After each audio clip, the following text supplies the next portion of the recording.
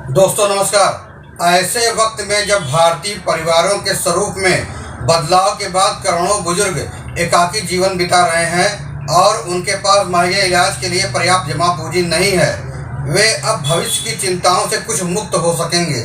निसंदेह बुढ़ापा भी अपने आप में एक रोग है। जब आय के स्रोत सिमट जाते हैं और बच्चों से पर्याप्त मदद नहीं मिलती है तो शरीर में रोग दस्तक देने लगते हैं। फिर महंगे इलाज की चिंता और बढ़ जाती है।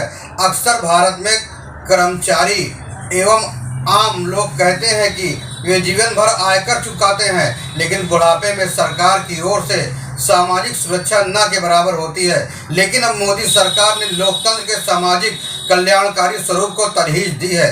केंद्र सरकार ने अब 70 साल के ऊपर के सभी वरिष्ठ नागरिकों को आयुष्मान भारत योजना में शामिल करने का निर्णय लिया है। कहा जा सकता है करीब 4.5 करोड़ परिवार इस योजना में शामिल होंगे। इन परिवारों के 6 करोड़ वरिष्ठ नागरिक इस योजना के अंतर्गत मुफ्त इलाज करा सकेंगे।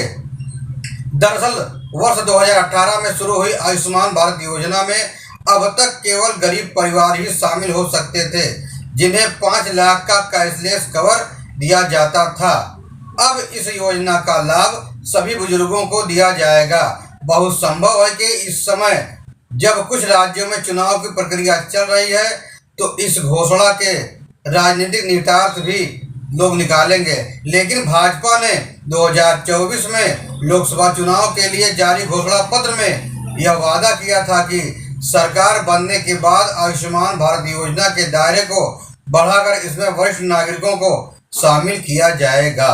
अब चाहे उसकी सामाजिक व आर्थिक स्थिति कुछ भी हो, अब इस योजना के तहत उन बुजुर्गों को कार्ड जारी किए जाएंगे। निश्चित रूप से देश में सामाजिक रूप से तेजी से बदलाव आ रहा है। संयुक्त परिवार की जगह अब एकल परिवार ले रहे हैं। बच्चे सीमित संसाधनों व अन्य कारणों से अपने बुजुर्ग माता पिता का पूरी तरह से ख्याल रखने में सक्षम नहीं दिखाई देते हैं। ऐसे बुजुर्गों को सरकार अब लाभ देगी। ऐसे में वृद्धों के लिए यह कदम सामाजिक सुरक्षा की दृष्टि से महत्वपूर्ण कहा जा सकता है। उल्लेखनीय है कि जो कमजोर वर्ग के वरिष्ठ नागरिक आयुष्मान भारत योजना का लाभ ले रहे थे, उन्हें 5 लाख रुपये टॉप अप कवर मिल सकेगा। वहीं योजना के विस्तार में प्रावधान है कि यदि परिवार में 70 साल के 2 बुजुर्ग हैं तो इस योजना का लाभ उन्हें साझा रूप में मिलेगा। वहीं दूसरी ओर 70 साल से अधिक उम्र के वे वरिष्ठ नागरिक जो पहले से ही केंद्र सरकार की स्वास्थ्य योजनाओं तथा दूसरी सार्वजनिक स्वास्थ्य योजनाओं का लाभ उठा रहे हैं, वे अपनी पुरानी योजना या नई योजना का विकल्प चुन सकते हैं। उल्लेखनीय है कि इस योजना का व्यय केंद्र व राज्य सरकारें मिलकर उठाती हैं। वरिष्ठ नागरिक इस योजना का लाभ निजी या राजकीय अस्पतालों में ले सकते हैं। वहीं सरकार की ओर से बताया गया है कि जो 70 साल से अधिक के वरिष्ठ प्राइवेट बीमा योजना या फिर राज्य कर्मचारी बीमा योजना का लाभ ले रहे हैं, वे भी नई योजना का लाभ लेने के अधिकारी होंगे, लेकिन उन्हें इस योजना के लिए आवेदन करना होगा।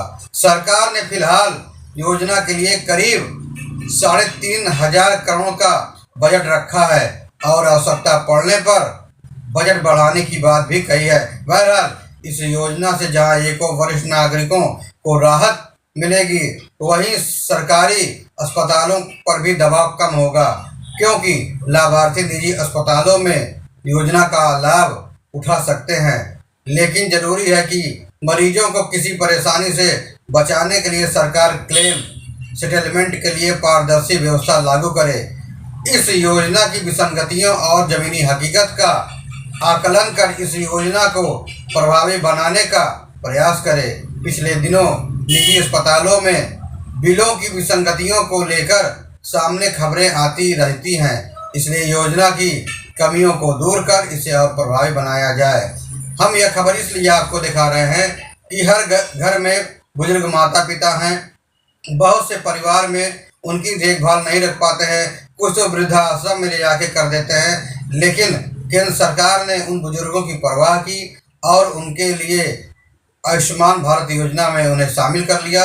इसके लिए हमारा न्यूज़ चैनल भी केंद्र सरकार को वरिष्ठ नागरिकों को इस योजना में शामिल करने के लिए धन्यवाद देता है, बधाई देता है और उनका आभार प्रकट करता है। फिर मिलेंगे नई जानकारी के साथ, नई खबरों के साथ।